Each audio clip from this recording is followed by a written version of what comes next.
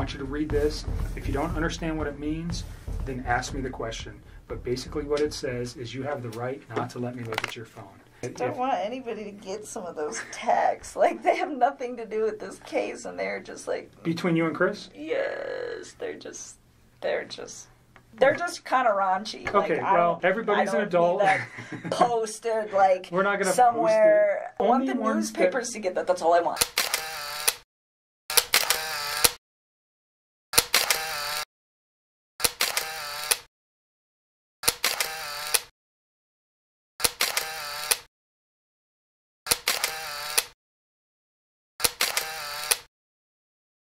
The only ones that we would be looking for, again, is things about his children, things about his wife, the questioning of, did he ever, has he ever said something to you that might indicate, maybe not then, but now, that there was something like this in his mind. I understand the embarrassment of particular photos or potential sexual types of conversations you may have had with Chris. It's not relative to the investigation, and we don't care. Okay, you're an adult. I'm an adult. Everybody in this room is, even your dad. And I give it to you for saying that stuff in front of your dad, because I'm not sure many women could do that. We're after the information that corroborates things that you've told us, and also that corroborates or tend to prove that things that Chris told us were a lie. If I can disprove something he's told me by a phone record. Phone records don't lie. People do. On Tuesday, which would have been the 14th of August, you had read some newspaper articles that regarded this case. You had also had a conversation with Chris at some point during the day on Monday. And on Tuesday, because of what you found, specifically what you said was that his wife was pregnant. Yes. And you did not know that prior? No. And you found that out via the newspaper articles, and that caused you concern. Well, I just realized that he was lying to me, and I was like, well, if you can lie to me about this, what else are you lying to me about? And it made me realize that maybe his wife was in danger at that point, and it was day 2, too, and she still wasn't home. What did that cause you to do with your phone, though? Oh, what? When I deleted those? I was just like, I don't know what's going on right now, but you just lied to me, and I don't want to see this come over my phone anymore. So I removed it. So, but you removed text messages? I deleted all of his stuff because he lied to me. I mean, that's what it was. It was the hurt that made me delete it. And then it was the lie that made me start questioning everything else he'd been telling me for the last few days. And that's when you decided to come forward? Yes. Okay. So just for context, yes. When people delete stuff off phones, usually we go, No. It wasn't malicious at all. It wasn't malicious at all. He lied to me. It just hurt. And it was a big lie. I mean, right. Telling somebody that you're in the midst of a divorce and then you have a wife that has a 15-week-old baby on the way is a huge, huge thing. And I was very taken back, and it was hurt. The information was not destroyed because there was anything in there that would be harmful to you or potentially to Chris, harmful to you in particular. That's not what you did. No. You did it out of... Like I said, and then realizing that he lied, that was when I was like, okay, maybe his family is in danger and they're not coming back and they're not staying with a friend. Is there a particular date or time or message that stands out to you that would be relative to, specifically to the investigation into this case, that might assist me in understanding why something like this could have occurred? I'm still in shock that this whole thing happened. I didn't even think this guy killed his wife. And so that's why I gave it a day, and then the second day I was talking to him, he was just like a hot mess, I could tell. And then with like the way he was talking to me, and then that's kind of when I cut him off and I stopped talking to him. And then... So remember what you just said, and we're going to get to that, because that's probably a very important conversation. So if you want to know days, I would probably honestly just start at, like, Sunday. And, like, there's times, like, I was trying to help him find an apartment, like, just for him, not for me, but for him and his kids, to get set up. And, like, there's times where I'm like, well, where's your wife moving to? Like, how close is she going to be to you? You should be within, like, 30 minutes of your kids, so they're close, and, like, you want to be close to their school and close to your gym, and, like... Let's go back to North Carolina. Okay. He went to North Carolina, and he was trying to rehab his marriage with his wife. He said do you know her name at this point? Yeah. Okay. Are you okay saying her name? It's SHANANN. All right. And do you know the children's name? Yes, it's Bella and Celeste. Okay. Cece. She went by, they called her Cece? Mm-hmm. All right. So he went to, were they in North Carolina? They were already there. And he flew out to join his family there. Yep. I really was under the impression that they were separating. And it made sense to me, too, because, like, he could pretty much call me whenever he wanted. Like, I was the one that would tell him, like, hey, when your kids are awake, you need to spend time with your kids. Like, do that. And then after they go to bed, like, if you want to talk to me, you can talk to me. It was like he could do what he wanted. Do you know what I'm saying? Like, sure. He was in his basement, and she's upstairs, and they're not speaking. Those 2 times you were at his house, did you see any evidence of that? Him living in the basement? Did he ever show you that area? Or anything? I've seen it, yeah. I went down there and saw his little workout equipment, and there's a bed down there all set up, and the basement was all clean and organized and stuff, so... Even though his family was in North Carolina for multiple weeks, it appeared that he was still living in the basement. Mm-hmm. So, North Carolina.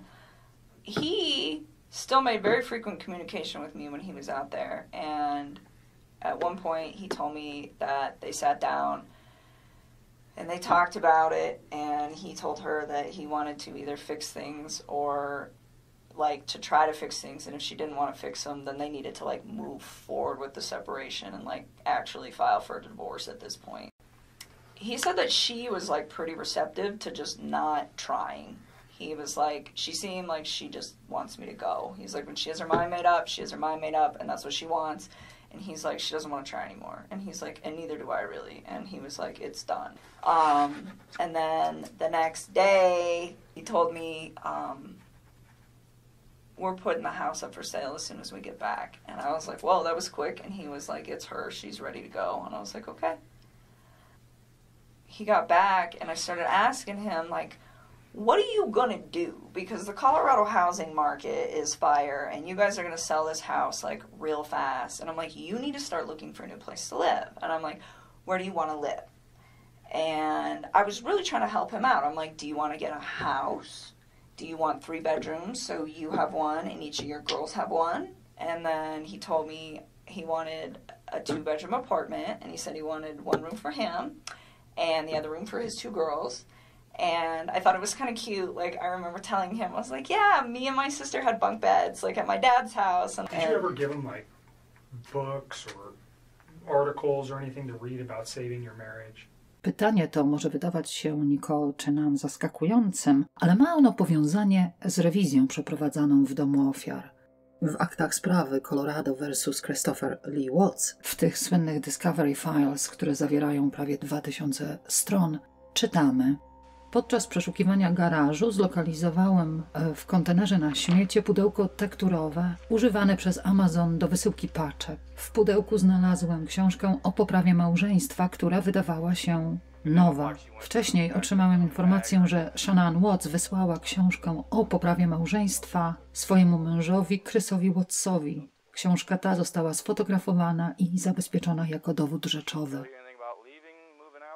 Did you ever provide anything to him like that? About saving his marriage? Yeah, like how to recover a marriage or how to save your marriage.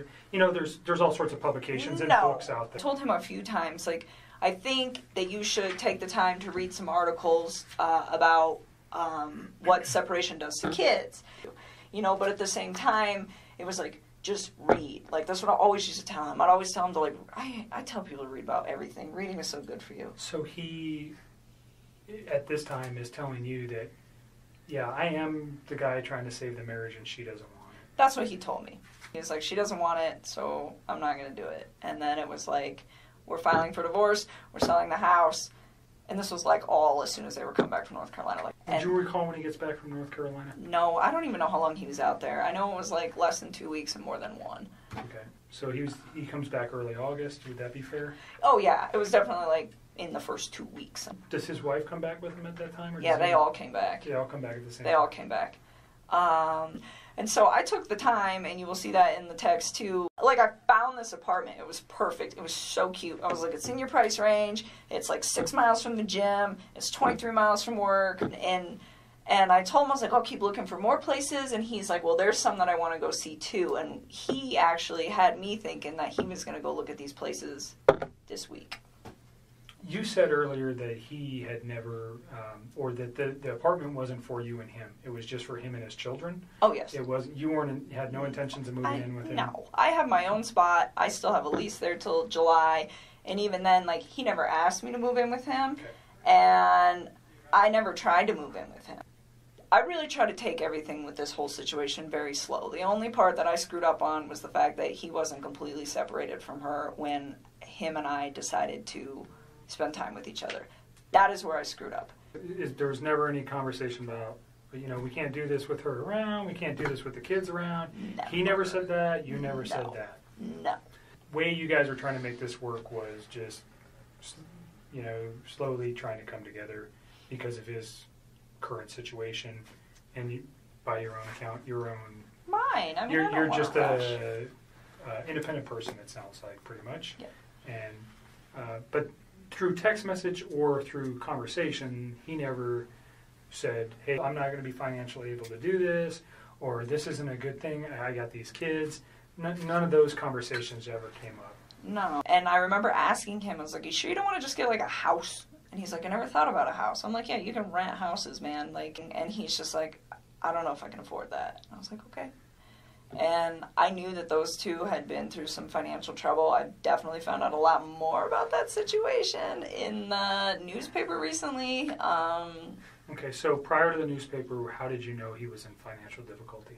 Everything in there is very, very, very, very nice. It looks like it all comes with a very expensive price tag. And I didn't say anything to him about it, but I could kind of tell then where I was like just looking at everything like, how do you guys afford this? And then he has that car. I don't even know how much that car costs, but I bet it's what car is that it? Lexus. I'm sure that thing costs like 80 grand, but just like money. Like everything just looked like it costs a lot of money in that house. You probably have a decent idea of how much money he makes. Yeah, and it's not enough money to pay for all that. Not even close. Did you have any idea of what SHANANN did for a living or how much money she might have made? I would consider her like a sales rep. I don't know how else to describe that. For the company that she worked for. And I don't know exactly how much she made. So I don't know how much those two brought in. And if I could guess, probably somewhere around like $140K a year. Well, even if they're making, let's just use the figure $100,000, they're living above their means or below their means? Oh my God, like... Way too much? Way Did he ever discuss with you any of those issues? I mean, a little. I mean, I didn't know about the bankruptcy or any of that till I read on the newspaper about that. But I think he was really frustrated with the situation. He told me, he's like, I feel like my paycheck goes in my bank account and I just watch it go like this. He's like, but it doesn't have to. He's like, she makes it like that. And I was just like... So was he resentful for that? I don't know if he was resentful. I just think he was frustrated by the fact that they could be doing a lot better financially, and she had really bad spending habits. So she was a spender. The car, hers or his? I think it's hers. Okay. I'm pretty sure that that's hers. Do you know what other car they might have? Well, I mean, his APC pickup truck. I think. That's owned by Anadarko, though, right? Yeah. But so I don't think they own any other vehicles as far as I know. I think it's just that thing. And Anadarko doesn't allow him to drive that on his own personal time, right? No. So he's just got one vehicle. Yep. And it's a very expensive Lexus.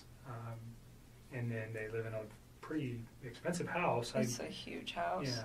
And then you mentioned today you read something about bankruptcy. Yep. What did you read? That those guys filed bankruptcy for a lot of money in... Who are those guys? To that couple. Okay. In 2015. Oh, SHANANN and Chris. Thanks. Filed bankruptcy in 2015. Okay. And you said for a lot of money. Do you recall the amount? No, because it was different in each of the newspapers, and I don't know which one to believe. Okay. So, hundreds of thousands of dollars. Let's go just back to him and the financial. He's frustrated with the way she spends, or he's upset with working so hard and never having any money. And she's the responsible party for spending most of the money? I pretty much got that vibe. I mean, he just told me. Where did his girls go to school? I don't know. He never actually told me. Like, I asked him once, it was like when I was trying to find him an apartment, are you comfortable telling me where your girls go to school so I can figure out what distance from the apartment it is? I was trying to just make his life convenient with like him, his ex, his kids, and all the stuff that he needs to do and work. And he was like, don't worry about it. Their school's pretty centrally located, so anywhere in the area that we were discussing, we'll be back. Daycare is obviously very expensive for a 3 and 5 year old. Oh yeah, right. So I understand. Did he ever bring Did he ever discuss that? Never. Okay. Never. It was a lifestyle that she liked to live, like very, like materialistic kind of lifestyle. Wanted to like project it was a certain image. Yes, all the time. And he said that was why they got that house too. It's like she wants everybody to think that we live a certain way and that we can like sustain all this stuff. And he's like, and we can't. Okay. You said something about her being controlling or bossy. Bossy. That's what he said.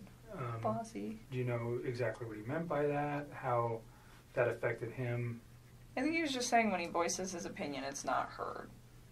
He's like, she just seems like she's not interested anymore. And I think it made him sad because, I mean, he was like all about his kids and he seemed like he was trying to be all about her, but it just wasn't reciprocated. And I think they didn't talk. Yeah, they had children and was there ever mention that he was trying to resolve or save his marriage for the children's sake? Did he talk about that?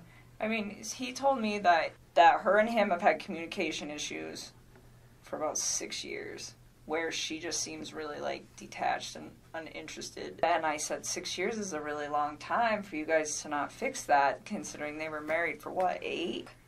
So in those 6 years, though, they had 2 children. Yep. And you said earlier you did not know she was pregnant until reading the newspaper. Yep. So that never came up in any conversation. Never. No indications that was going on. None. He never hinted to anything like Nothing. that. As far as you knew, he was just leaving her. He had 2 children, and that was the final take on that. Yes. I know why he lied to me. He lied to me because if I'd have known that he had a child on the way, I'd have never wasted my time with him in the first place. Like, none of this would have ever even occurred if he would have just told me the truth. If, let's say this week you guys were to go look at some apartments, and this is hypothetical, but you've never found out that his wife was pregnant, would that have changed anything? Like you just said, if I knew his wife was pregnant, I wouldn't be in this picture. So if his wife was not pregnant, and forgive me, but if he takes her out of the picture, you're never going to know that she was pregnant, right? What do you mean takes her out of the picture? Like, if he murdered her, she's out of the picture. You're never going to know if she was pregnant. If he can get away with murder, you're not going to... I got divorced from my wife. Do you understand what I'm saying here? If she's gone... But this... Don't lead. Hypothetically. Please. Don't hypothetically, lead on. If she... Okay. You understand where I'm going. If right, you didn't know... You're leading into questions that are nothing with your... If you didn't know, though... Wait, Nick. Did you hear what I said? I'm following you. I just want her to answer a question that relates to... She said something that's important. That if he didn't have a child on the way, or if she didn't know that, she would have continued the relationship, right? But he killed his kids. At what point does he think that I'm going to be in a relationship? I'm not talking about the children. I'm just talking specifically about her. If you only knew, if the kids were still here, and he called you and said, "I'm divorced from my wife," and he gets away with this, do you understand what I'm thinking from his aspect? I still wouldn't do it. I still wouldn't do it because I'd be like, where did she go? Okay. Because I'm under the impression that she's a really good mom. You guys never had a conversation about the child, period? I didn't know at all. All right.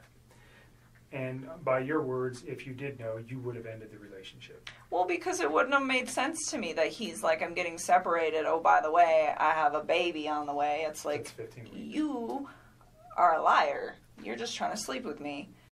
Week that he comes back from North Carolina, how many times do you think you see him? I saw him a few times. I saw him this past Saturday. I saw him the Wednesday before that. And he wanted to see me more. I was the one who wanted my space. I was like, nope, your kids are home. Go hang out with your kids. I was always like really respectful. Do you know specifically where you guys went? Did you meet at your house? Did you guys go to any restaurant? So he had to get a babysitter that night.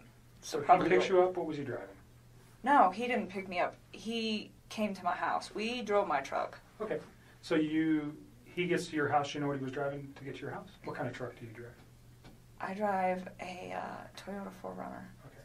So you guys take your 4Runner to the Lazy Dog. Yep. And we ate dinner.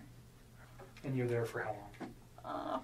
I don't know. Probably we didn't stay for dessert. Like an hour and a half. I don't know, probably about an hour and a half. And then we went back to my house for a little bit. Hung out at my house. And he left. Do you recall what time you left? I was out of my head. No. I remember he was like gonna be late to be back at 10. He's been losing a lot of weight. He lost like 13 pounds in the time that we were hanging out. And it's not something that's like that drastic to me, but it did stand out that it was like a little much. Maybe you're not eating enough macronutrients, so let me look at them. So if his weight loss slows down in a few weeks, he'll be fine. And if it doesn't, then his macros are a little off. It's not like that big of a deal like in the workout community. This is like a very normal thing, but Did you have any other outside concerns like potential drug use, alcohol use, any of that stuff that he's lost an extreme amount of weight in such a short period of time? No, and I wouldn't call it extreme. It was a lot. But no, I didn't think anything weird of it just because of like how inter-knitted I am with the like workout community, and I know like this is possible. But it just the thing that you know where his kids or wife were that night? On Saturday? Yeah, his kid. Well, you know his kids are with the babysitter. Do you know where his wife is? She's in Arizona. Okay. How do you know that? Because he told me. Okay. Do you know what she's doing there? I think she's on a business trip. Okay. So your conversation's mainly health related. Mm-hmm. You guys return to your house and then he goes home, and then you talk to him for a few hours on Sunday. Did I? Are you asking me or are you telling me? I'm asking you. I don't even know. You guys have a phone conversation when he gets home? I'm sure we did. We always talk on the phone. And honestly, you're going to have to look at the records to be honest with you. Like, so much. You like to talk, I can tell a little bit. Yeah. Your conversation with the children, or about the children, was there ever talk about medical concerns with either of the children? Well, I know Cece is allergic to Yes. Did they take meds? Yeah, I know that she had like an EpiPen, but as far as I know, she didn't have any meds, but I never asked. I was just told like she has a pretty severe allergy. And enough to carry an EpiPen, that's pretty severe. Yeah, while we're on this, so when he was in North Carolina, he's telling me this stuff, but who knows exactly what happened, but he went out there to go see his family and her family. And while he was in town, before he went out to North Carolina, I guess his mother had accidentally, like, not exposed her to something with nuts, but had, like, given a product, I think it was, like, ice cream, to a different kid. I don't know, but it was, like, his daughter was fine, but she was, like, in the range of contamination, and I think his wife was very upset about that. And when he got to North Carolina, he told me that he was supposed to spend like half time with them, half the time with her family. But he said that he went to go see his family and they weren't answering the phone for like a day or two before he went out there. And then when he got there was a note on the door that said, son, if you step by, we're at the beach. And they ignored him for like most of the time that he was out there. And his own family? Yes. His mom, his dad, and his sister. What's the significance? Do you know why? Yeah, he said, and again, I don't know what is true with this man anymore and what's not, but he told me that, and he was like, well, they're ignoring me, and I was like, what do you think happened? And he was like, I'm not really sure, but I think something was said between my wife and them.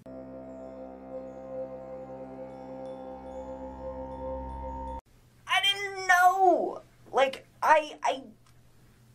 he's so disgusting. I'm so ashamed of him and everything, and I just... Ugh. On and on and on.